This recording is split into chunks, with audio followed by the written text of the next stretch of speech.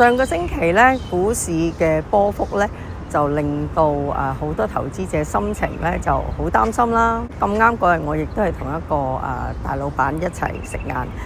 佢咧就似乎好似都預咗會有咁嘅機遇噶啦。只不過咧就係睇下嚟緊國家同外國究竟咧，即係大家邊個鬥實力鬥耐力可以咧就叫做佔到上風啦。保險行業裏邊咧，我哋都有一啲理財產品一啲咧就係有保證現金價值，再加一啲非保證紅利。通常啲人客咧就係做5年儲錢，跟住咧就大約係可能8年回本，跟住就一路派錢派到100歲，或者派落去第2代、第3代。另外一啲咧就係一啲我哋叫做投資連繫式基金，市場波幅影響啦，咁基金價格會上會落。而呢幾年咧就市場比較興咧就係買啲會派息浮息嘅基金啦嚇。咁而浮息咧就每半年定一次價啦嚇。咁所以你話就算市場有短期有波幅咧，都唔會咁快影響嗰個派息嗰個unit 嘅。我哋有做一啲比較中長線嘅財富管理啦，所以我哋都要留意下投資市場嘅情況。當中咧，我聽到一個即係投資嘅學者啦，咁佢就講，佢話其實過去25年咧，全世界咧係做緊一個叫做世界一體化嘅經濟體系，咁有好多人咧就喺過去25年咧就掌握到或者迎合到，就攞到呢一個紅利。話香港咧有好多可能係而家60歲或者係70歲嘅朋友咧，佢哋過往25年咧，因為掌握到呢一個全球一體化嘅紅利咧，而令到自己嘅資產可能特別係香港啦都可能有一層千幾萬嘅樓甚至乎有幾千萬過億都唔奇嘅。主要係即係香港真係一個好特別嘅地方啦。過去25年咧喺物業啦地產市場咧係個升幅比起其他國家咧係大嘅。過去25年咧即係適應咗模式咧，呢一班人咧已經累積咗一筆財富啦，而亦都接近退休啦。咁嗰個學者咧，佢就講，如果呢一個投資者冇特別再想二次發達嘅話咧，某程度上佢應該咧喺今時今日就係去做一啲好穩定嘅投資。而所謂嘅穩定投資咧，就係一啲可以派息可能係一啲債券啦即係穩定派息嘅咁咧就令到無論個市場幾不確定都好咧，佢都 keep 住係啦有息派可以叫做用住啲息先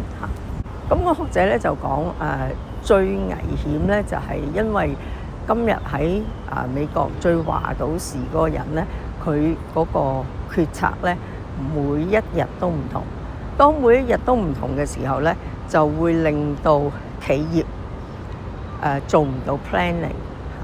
做唔到 planning 咧，就唔知好唔好再投資發展更加多嘅方向，甚至乎點樣去再投資令到企業盈利。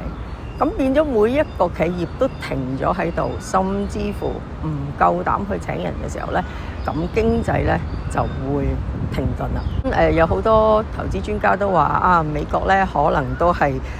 即係已經接近衰退㗎啦。今次咧即係呢一役咧，經總統咧再每一日唔同形式嘅發佈，令到人心不定咧，經濟咧會比起衰退咧會更加差。個重點咧都唔係話佢落幾多個% 嘅關稅，主要咧我覺得呢一個投資學者佢都講得幾好。佢話係一個大家喺生意商業上嘅交易。佢話特朗普咧個 concept 就係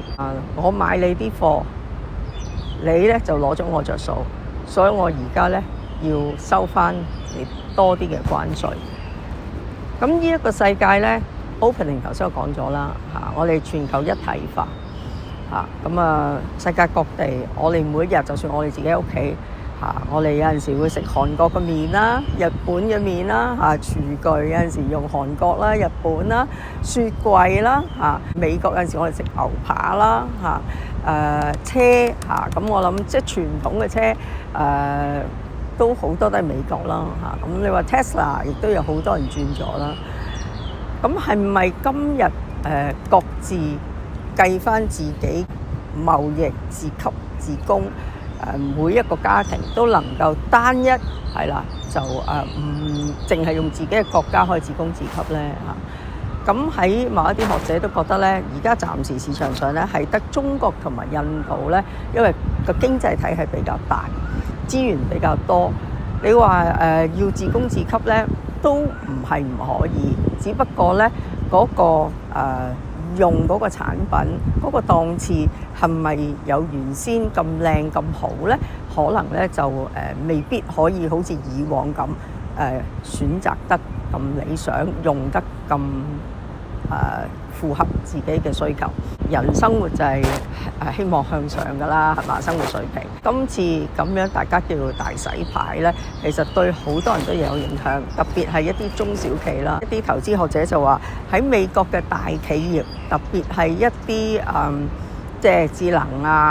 嗰啲範圍內嘅大企業呢，事實上影響唔大嘅，因為暫時喺市場上呢都未有人追得到佢哋嚇。咁你話究竟今日我哋香港我哋用開 Apple 嘅，係咪我可以咁快即刻就轉 Android 或者我去轉小米呢？其實都要一個時間去適應咯嚇。帶嚟好多人嘅不方便之餘呢，大家好似要重組即係將以往我屋企一體化咩國家嘅嘢都有嘅但係今日呢就要諗。哎呀，即係嗰樣嘢貴啲喎，即係好似我仔仔話，哎呀，會唔會買美國牛扒而家貴啲啊？咁我哋買澳洲啦咁但係澳洲牛扒又得益嘅喎如果個個去買澳洲牛扒，咁 need and supply 啫嘛，係咪？其實係好多嘢都變，咁人咧最擔心咧就係不確定，同埋最擔心咧就係要變不過咧實質咧每日咧。個地球都係轉緊啦，每日我哋嘅經濟咧，每一個人心啦，都係變緊。某程度上咧，今次都係上天咧俾我哋去進化嘅一個課題啦。似呢一個大變咧，有啲似之前疫情咁，突然間全部停頓，有啲似我覺得係逼到埋嚟，而令到你一定要生活改變。而今次咧都係嘅，即係突然間美國有咁多不確定嘅嘢咧，就令到好多企業咧全部停喺度。同埋嚟緊，你話呢一年究竟咁多不確定，哎呀咁係咪大家減少消費之餘，揸 cash 之餘就唔可以去做投資咧公司都會安排唔同嘅大行啦有唔同嘅資訊咧，最 update 發布俾我哋知道。等我哋去消化，投資者咧，如果啲錢唔投資咧，就事實上貶值嘅，甚至乎即係而家有好多人話，哎呀，黃金升，但係黃金係冇利息派噶嘛係唔會有現金流噶嘛。過往你話喺沙士嘅時候即係都係有好多影響啦。